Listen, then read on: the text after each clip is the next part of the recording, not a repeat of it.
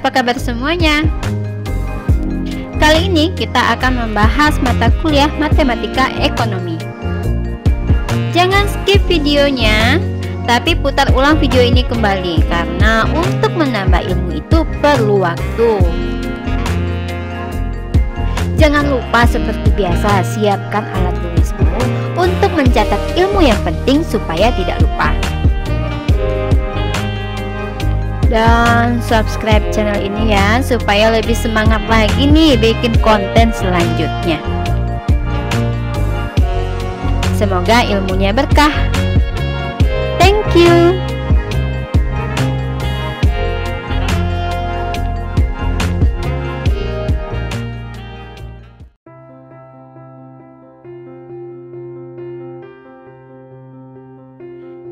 Topik kita pada kali ini adalah tentang konsep himpunan.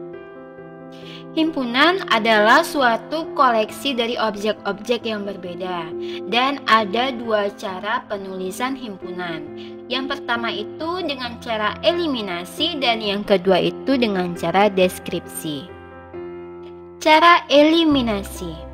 Di sini elemen atau anggota dari himpunan tersebut disebutkan satu persatu. Contohnya ada S dan K. Kalau S itu anggotanya Amir, Bayu, dan Tesi, itu disebutkan satu persatu.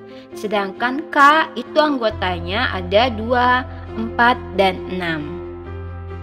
Kita lanjut kepada cara penulisan yang kedua, deskripsi. Di sini himpunan digambarkan dengan sifat dari elemen-elemennya. Kita kasih 3 contoh himpunan, S, K, dan L. Nah, kalau S adalah X, di mana X siswa yang lulus ujian matematika ekonomi. K itu anggotanya X, di mana X adalah bilangan genap antara 1 dan 7.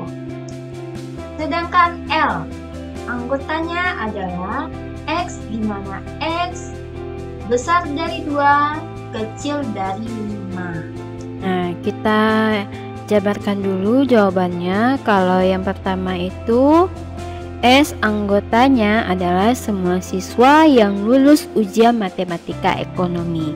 Jadi anggotanya tidak terhingga ya, karena kita tidak menjabarkan nama-nama siswa yang lulus ujian matematika ekonomi.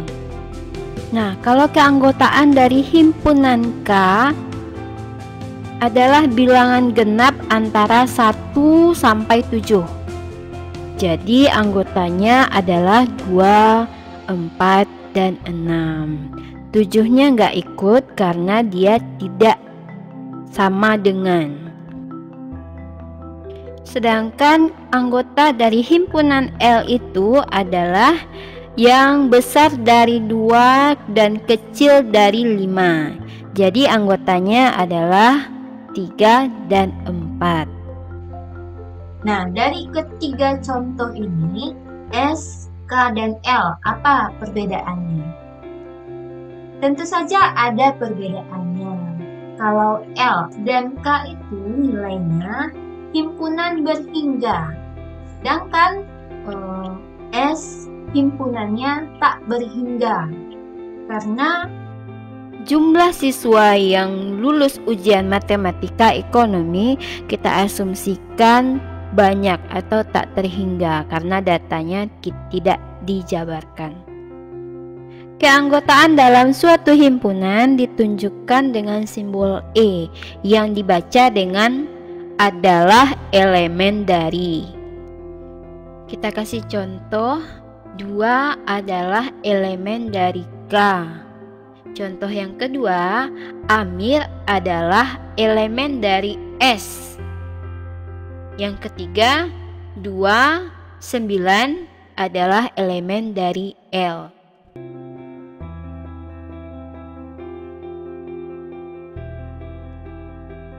Topik selanjutnya adalah sistem bilangan real.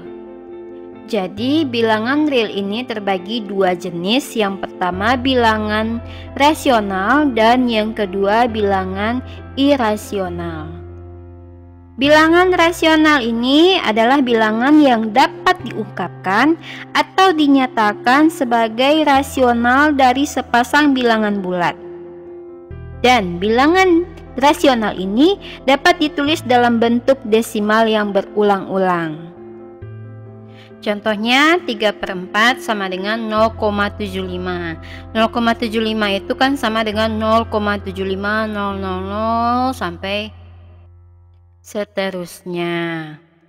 Kemudian 7/3. 7/3 sama dengan 2,3333 gitu ya.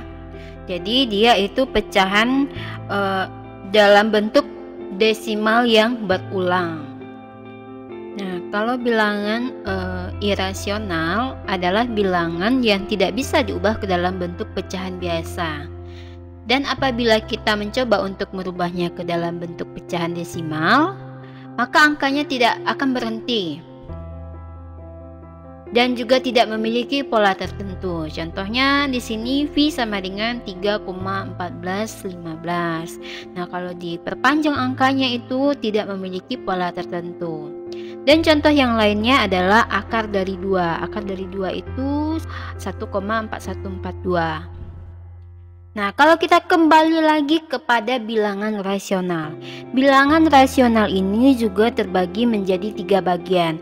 Yang pertama bilangan positif, 0, dan negatif. Keseluruhan bilangan seperti 1, 2, 3, 4, dan seterusnya itu dinamakan bilangan bulat positif.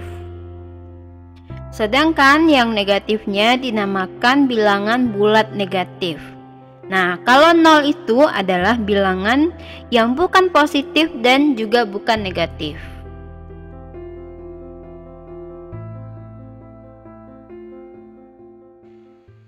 Oke, selesai sudah materi kita kali ini. Dan sampai jumpa pada materi berikutnya. Topik berikutnya kita akan membahas tentang operasi pada himpunan.